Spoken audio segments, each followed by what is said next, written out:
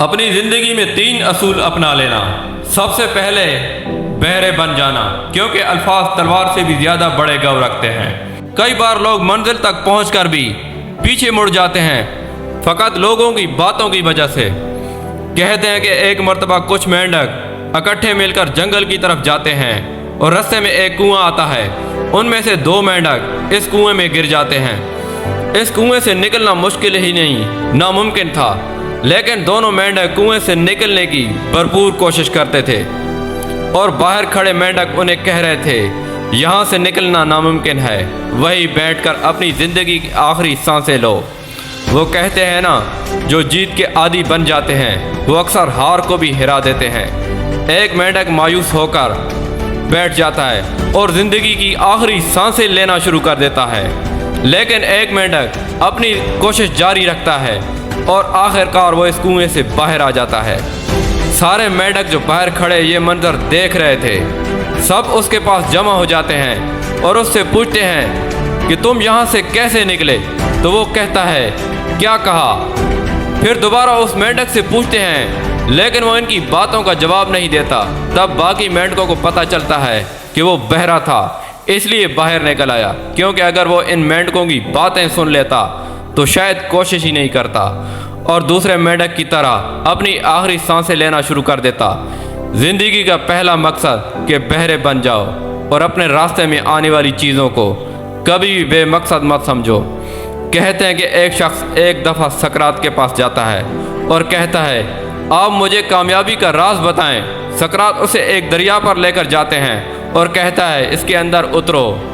وہ شخص دریا کے اندر جاتا ہے، اس کے پیچھے سقراط بھی چلے جاتے ہیں اور سقراط اس کی گردن کو پکڑ کر اس کو پانی کے اندر ڈال دیتے ہیں۔ اس شخص کی سانسیں چلنا بند ہو جاتی ہیں۔ کچھ دیر کے بعد اس کا سر جب پانی سے باہر آتا ہے، وہ شخص لمبی سانسیں لینا شروع کر دیتا ہے۔ تو سقراط اس سے پوچھتے ہیں تم نے پانی کے اندر سب سے زیادہ کس چیز کی ضرورت محسوس کی؟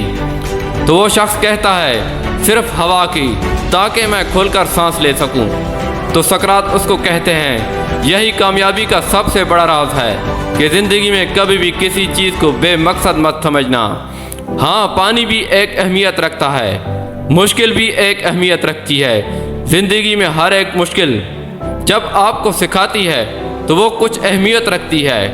انسان کی زندگی میں صرف وہ چیز اہمیت رکھتی ہے جو اسے کچھ سکھاتی ہے، لیکن یاد رکھنا، سیکھنے سے پہلے ہر ایک چیز کی قدر کرنا سیکھ لینا، کیونکہ جب ایک تنکا جب آنکھ کے اندر جاتا ہے تو پتہ اس وقت چلتا ہے کہ وہ کتنی طاقت رکھتا ہے۔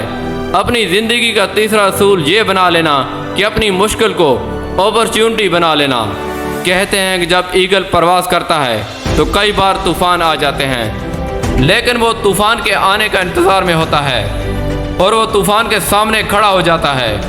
طوفان کے اوپر بڑھنے کی وجہ سے وہ اور اوپر اڑنے کی کوشش شروع کر دیتا ہے۔ ان تیز ہواؤں کے اوپر بیٹھ کر وہ لمبی اڑان کی طرف نکل جاتا ہے، اور دیکھتے ہی دیکھتے وہ ان ہواؤں کی مدد سے وہ اور اوپر اونچا اڑنا شروع کر دیتا ہے، کیونکہ ایگل نے طوفان کو دیکھ کر گھبرانا شروع نہیں کیا تھا، بلکہ آگے بڑھنے کا عزم لینا شروع کر دیا تھا۔ خود کو بتا دیا تھا یہ طوفان مجھے اور بلندی تک لے کر جائے گا، اور وہی طوفان اسے بلندی تک لے کر جاتا ہے۔